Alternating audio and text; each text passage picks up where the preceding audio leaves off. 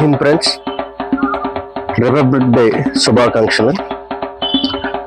భారతీయులుగా సర్వసత్తాక స్వతంత్ర దేశంగా మారిన రోజుని మనం రిపబ్లిక్ డేగా సెలబ్రేట్ చేసుకుంటాము. అయితే రిపబ్లిక్ డే గురించి కొన్ని ఇంపార్టెంట్ విషయాలు మనం మాట్లాడుకుందాం.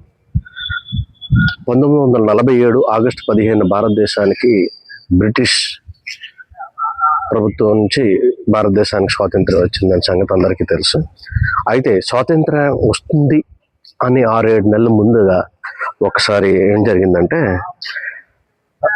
కాన్స్టిట్యూంట్ అసెంబ్లీ ఆఫ్ ఇండియా ఇది డిసెంబర్ ఏర్పాటు చేయడం జరిగింది. డిసెంబర్ అంటే 1946లో.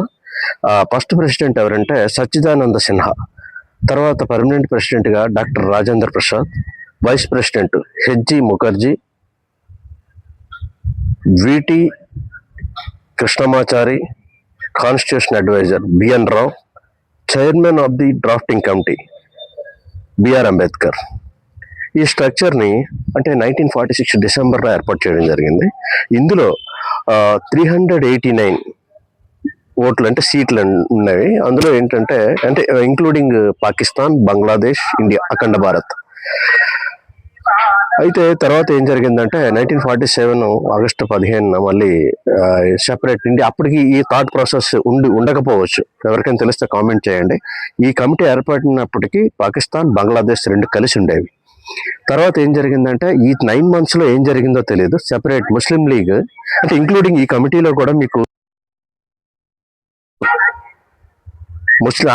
ఏంటంటే all India Muslim league 73 seats, princely states 93, independent 15 మంది, అలాగే సిపిఐ, ఏబిహెచ్ఎం, జనతా పార్టీ వీళ్ళు కూడా ఉన్నారు. తర్వాత ఇండియన్ నేషనల్ కాంగ్రెస్ 208, మొత్తం 389 మెంబర్స్తో ఏర్పడిన ఈ కమిటీ 1946 డిసెంబర్లో. తర్వాత 9 months తర్వాత ఇండిపెండెన్స్ వచ్చిన తర్వాత మళ్ళీ ఇంకొకసారి సెకండ్ సిట్టింగ్లో కూర్చున్న తర్వాత పాకిస్తాన్, బంగ్లాదేశ్ సెపరేట్ అయిపోయిన తర్వాత దీన్ని ఇలా కాకుండా మళ్ళీ ఇంకొకసారి కూర్చొని ఏం చేశారంటే దాన్ని 389 నుంచి 289కి 289 కాదు 299 ఆగస్ట్ 1947 జనవరి 1950 వరకు ఈ కమిటీ కూర్చుందండి. ఈ కమిటీలో ఏంటంటే మొత్తం అరౌండ్ 300 మెంబర్స్ వరకు ఈ కమిటీ మెంబర్స్ని ఎన్నుకోవడం జరిగింది అక్రాస్ ఇండియా. దీంట్లో ఏంటంటే ఒక డ్రాఫ్టింగ్ కమిటీకి డాక్టర్ అంబేద్కర్ గారిని డ్రాఫ్టింగ్ కమిటీ చైర్మన్, ఆయన అడ్వైజర్ ఎవరో chairman of the drafting committee BR Ambedkar, constitutional adviser BN Rao, vice president HG Mukherjee వీళ్ళు ఉన్నారు కదా. అయితే ఏంటంటే చూడండి, బిఆర్ అంబేద్కర్ గారు 4th లెవెల్లో ఉన్నారు. మనకేంటంటే అంబేద్కర్ ఎవరు రాశారు అంటే డైరెక్ట్గా డాక్టర్ బిఆర్ అంబేద్కర్. కానీ ఆయన ఒక్కడే కాదు, ఆయన జస్ట్ డ్రాఫ్టింగ్ కమిటీ అడ్వైజర్. అంటే 7 సభ్యులు ఉన్న కమిటీకి అతను ఒక డ్రాఫ్టింగ్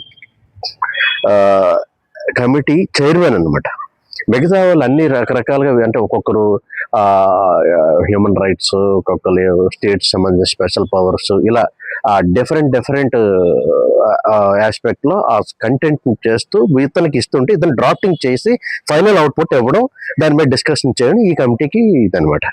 అయితే ఫస్ట్ సచ్చిదానంద సిన్హా గారు ఉన్న తర్వాత అతను కొన్ని కారణాల వల్ల అతను లేడు. తర్వాత పర్మనెంట్ ప్రెసిడెంట్గా డాక్టర్ రాజేంద్ర ప్రసాద్ గారిని ఎన్నుకున్నారు. అయితే 2nd లెవెల్, 3rd లెవెల్లో బిఎన్ రావు, 4th లెవెల్లో డాక్టర్ అంబేద్కర్. అయితే మహాభారతం రాసినప్పుడు ఎవరు రాశారు అంటే నన్నయ్య అంటారు. కానీ నన్నయ్య మొదలు పెట్టారు కానీ పూర్తిగా రాయలేదు. నన్నయ్య కొన్ని పర్వాలు అయిన తర్వాత Tikkana most of the content ఏంటంటే మహాభారతంలో తిక్కన గారు రాశారు. తర్వాత లాస్ట్లో ఉండిపోయినవి కొన్ని చోట్ల ఎర్రపరగా రాశారు. కానీ పేరంతా కూడా నన్నయ్య గారికి ఎలాగైతే వచ్చిందో అలాగే రాజ్యాంగం ఎవరు రాశారంటే డాక్టర్ బిఆర్ అంబేద్కర్ అంటారు. అది రాంగ్ పర్సెప్షన్. కానీ కష్టపడింది మాత్రం ఎక్కువ బిఎన్ రావు గారు.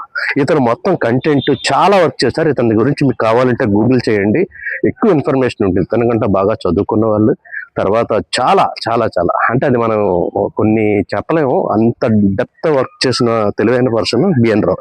కానీ పేరు మాత్రం బిఆర్ అంబేద్కర్ గారికే వచ్చింది.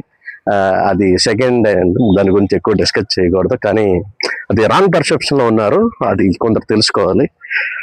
అయితే 1947 అంటే ఇండిపెండెన్స్ ఆగస్ట్ 15 తర్వాత ఇమీడియట్ ఏం చేశారంటే ఆగస్ట్ 15 ఆగస్ట్ 22 అంటే 1 వీక్ సెకండ్ 2 వీక్స్లో ఈ కమిటీ స్టార్ట్ చేసిందండి.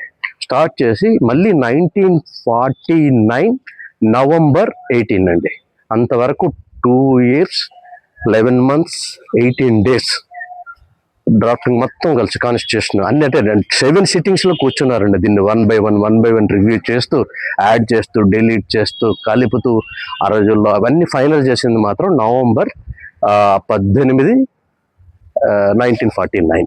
అయితే ఏం కారణాల వల్ల నవంబర్ 26 తర్వాత ఏ కారణం అని మరి నాకు తెలియదు, అది మీకు ఎవరికైనా తెలిస్తే చెప్పండి. నవంబర్ 26 ఫైనల్ అయిన ఈ కమిటీ ఈ రాజ్యాంగ ప్రతిని అఫీషియల్గా డిక్లేర్ చేయడానికి జనవరి 26 ఎందుకు ఎంచుకున్నారు అన్నది ఎక్కడ ఎవరు తెలియదు, నాకైతే తెలియదు. ఎవరికైనా తెలిస్తే కామెంట్ చేయండి. 2 నెలలు టైం తీసుకున్నారు. 1950 26 స్టార్ట్ చేశారు. ఈ రోజుకి 77వ రిపబ్లిక్ దినోత్సవ శుభాకాంక్షలు తెలుపుతూ మరొక్కసారి భారత జాతి ఈ సర్వసత్తాక ప్రజా పరిపాలన గల గణతంత్ర రాజ్యాన్ని మళ్ళీ మనం ఇంకోసారి సెలబ్రేట్ చేసుకుంటున్నాం. సర్వసత్తాక అయిన దేశం అన్ని రకాలుగాను ఆహారం, రక్షణ, వైద్యం, విద్య,